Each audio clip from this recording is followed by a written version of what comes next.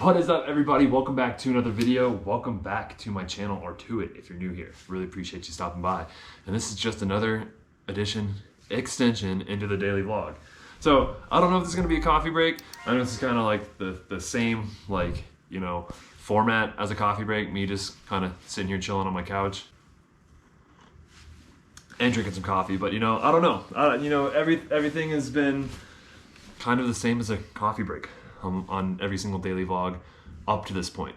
But there is going to be a single topic about this vlog that's kind of similar to those. So get this situated here. So I know I'm a little late to this party here, or at least reacting to this, because I think this happened back, when did this happen? Why can't I find a date on this video? This happened back on April 9th. So not too long ago, almost about a month ago. But so, like I said before, I don't know how many people that follow my channel are like active in the ski and snowboard community. I know I've got a few viewers that are skiers and snowboarders, but I'm not sure how many because I'm not a specific ski and snowboard channel. But I don't know how many people saw it like a few weeks ago, like back on April 9th. I think I'm Hiroto. I'm not gonna try to pronounce his last name. I'm sorry. I don't want to mispronounce it. But 16-year-old kid literally landed what I believe, or what a lot of people are speculating to be, the first like Quintcork. Like I think it's a Quintcork. I'm not 100% sure. It was a 2160. That was the rotation, and kind of just want to react to that right here a little bit. I think it maybe has audio that I might not be able to play, but like I'm not totally sure. Like I wish that it would let me like rewind. That'd be really cool.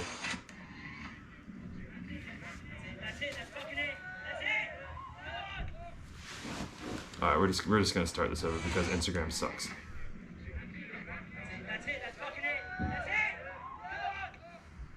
Now we gotta go through the intro thing again.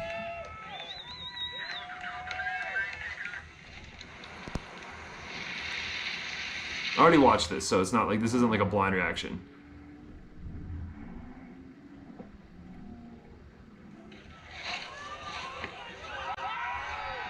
Okay, so that's, first of all, that is just absolutely disgusting. Like, seriously.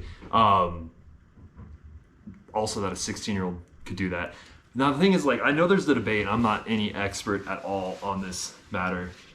I don't know, like, it did look off axis, but like in full speed, it looked like it was kind of a flat spin. I know you just go to the comment section and it's just, God, my nose itches, I'm sorry. You just go to the comment section and it's just like massive debate on like whether this qualifies as a Quintcork, whether he went off axis, whether it was flips and spins. But then like the people who captioned it, like from, I think that was Audi 9s that did that, like captioned it by saying that it was a Quintcork. It was like 6 flips and 6 spins. I don't know. It's crazy. All I know is it was a 2160, and to me it looked like a Quintcork.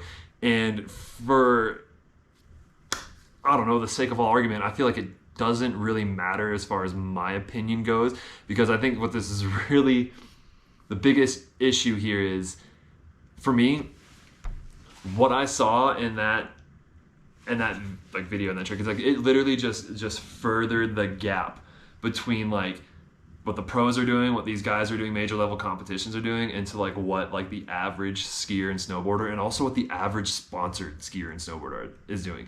And like to the people who just literally like, all they know about this sport is just like what they catch on like the X Games or the Olympics. You know, the Olympics every 4 years, or the X Games every year, or whenever they watch it. You know, it really creates this, like, in my personal opinion, I know I'm gonna catch some flack for this, but in my personal opinion, it creates this like unrealistic idea of what professional skiing and snowboarding is. And so like, it's crazy because, you know, I remember sitting, it was around this time last year, but I remember sitting here with a teammate of mine on Gilson, and we were watching the X Games from last year, and how many people were doing quads and everything like that. And we were just sitting there just being like, man, I feel so bad for any kid who's like wanting to come up in this sport, wanting to come up into this industry, because it's like your parents are going to pretty much have to take you out of school like before you're even 10 years old, before your teenage years, and put you into these academies where you can like literally train to do these types of tricks. Like you're literally a gymnast in the air, essentially. So it's like, and I get it, it's been like that for a minute, but like when you look back on like how pro snowboarding used to be, and obviously we can never go back to that realm because it's just completely saturated and everything like that, and everybody's doing just crazy tricks now.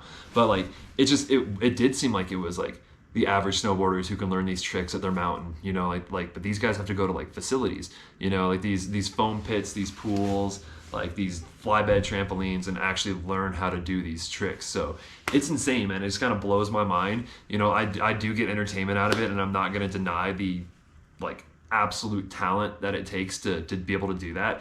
But man, it's just crazy to like see that that's where this sport is going. And like I couldn't even fathom like 5 corks, like a Quintcork, you know, back when the quad was becoming so commonplace. Like I couldn't even, I feel like the quad just became commonplace like last year, you know, like that's really when it started being like you had to have a quad cork to be like, to be competing. And it's crazy, you know, here I'm sitting on the outside, like I'm never going to be in the X Games, like I'm never going to be doing any of that stuff. So a lot of people might even sit there and be like, oh, my opinion is irrelevant. And honestly, my personal opinion, I'm like a lower level sponsored rider because I'm not like super freaking amazing either. But the thing is like sitting back and watching this, it's just like, man, just kind of like, I can't imagine being a kid trying to step up and be like, I want to be in the X Games one day.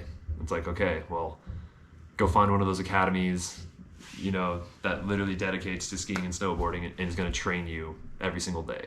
Because I don't see how anybody's going to be able to do this if they have like a trampoline in their backyard or one of those trampoline centers in their town and then like at their local mountain, you know, like, yeah, there's a huge difference between being able to throw a dub and being able to throw what those guys are doing. And it's crazy though, because I remember, I think it was the, what would that have been, the Pyeongchang Olympics? Like what, 2018, I think? I remember, I forget who did it, but it was a big air jump in the Olympics, and he did like, I think it was like a switch backside 540 with like a stretched out method. It was one of the sickest like big air jumps I'd ever seen, and he did it in the Olympic big air, and he still scored like a score in like the 90s for it. You know? Switch, backside. Ja, han chillar ju sönder, och vad gör han? That was for you, boys. You know, and that's what I was like, all right, maybe there is some hope. Maybe there's a glimmer of hope that, you know, that it might have a return to like style, you know, but I don't know. I feel like the way things are going and how everybody is so visually appealed by everything, it's just going to honestly be spin the win for the foreseeable future until like something significant happens and some major change can like happen in this. But I don't know, like what's the level of spins that someone's going to be able to do before they like pass out from G-force? So who knows what's going to happen? I mean, I want to know some people's opinions on it. Like I said, I don't know how big of an audience that I have that is in the ski and snowboarding community, but you know, just give me your insights on it. Like I'm going to throw the clip in there. Hopefully I'm going to try to find that clip of that 540 from the Olympics, and you know, give me your guys' thoughts on it. Let me know what you guys think, because it's crazy. Because, you know, I've been questioning like what my future in snowboarding is going to be for a while, and it's like I already know that at my age and where I'm at right now, like I can't compete with this, like the same tricks, even with some people on my team, you know. So it's crazy to see like that's where it's going now, and I want to know, like, do you guys still get like excited and like into it when you're watching the X Games and the Olympics? Because sometimes for me, when I watch it, it's like, it's just, it doesn't really interest me anymore. Like I love the talent, and some of those guys are some of my favorite snowboarders out there, but it's like, it's so hard to get into it now because it's just, there's such a huge separation between those guys and like the rest of the professional snowboarding market, you know? And it's like, it's hard to explain really, because I'm not trying to like talk down on anybody, because those guys work their ass off to get there. You know, they put in a lot of work, they took a lot of falls, they took a lot of injuries to get there, and I'm not trying to discredit any of that. It's just crazy to see, like, it almost seems like more elite, and I hate using that term now. Like not elite and like, oh, like the strongest and toughest athletes, but it's like, okay, who was able to get like pulled out of school at a young age, who was able to be thrown into these like, you know, snowboarding academies or these private lessons or homeschooling or whatever, they are pretty much relocated to a different part of the country to be able to learn this stuff. You know, that's kind of like what I'm seeing now, instead of like being like, okay, this is a representation of what skiing and snowboarding is. So that's just my thoughts on it. I might have done a terrible job of explaining it, but I would love to know what everybody thinks. You know, this is going to be a little bit longer of a vlog, but I'm gonna try to leave this uncut except for the parts that, you know, I'm throwing in those clips. So yeah, you know, I'd like to see what do you guys think? You know, we'll see what you guys think, and I'd love to hear it. Let me know down in the comments. Hopefully this video has some reach to people, and you know, don't like roast me too hard for my opinions on this, you know, stuff, you know. Like, I know I'm not the greatest snowboarder and everything like that, so hopefully that doesn't have any play into like my opinion on the matter. So I just want to know what everybody else thinks and what everyone else's opinion was when they saw that, or when they see that happening. You know, when they see those kind of progressions happening in the sport, what does that do to you mentally? Like, if you're a skier or snowboarder, like, what does that do? Does that motivate you more to go out there and do that, or does it kind of make you be like, okay, like, you know, I have to be in this certain area, in this certain environment to be able to train for that. Once again, poor explanation. Would love to know what you guys think though. So if you made it into this video, like I said, please comment down below, because I would love to hear your opinions, even if you don't ski or snowboard, because that plays into it as well, because this kind of stuff is appealing to the market of people who don't ski and snowboarding, and is giving a weird representation, in my opinion, of the sport. So I'd love to hear anybody's opinion, honestly. So please comment down below. Also, please smash that like. I really appreciate that. And if you haven't already and you'd like to, please hit the subscribe. I love to build channel, and I'd love to, you know, add more subscribers every day. And you know, I'd love to see you guys come back. You know, show some love. Love it. Until next time, guys. I'm out. I filled up my life.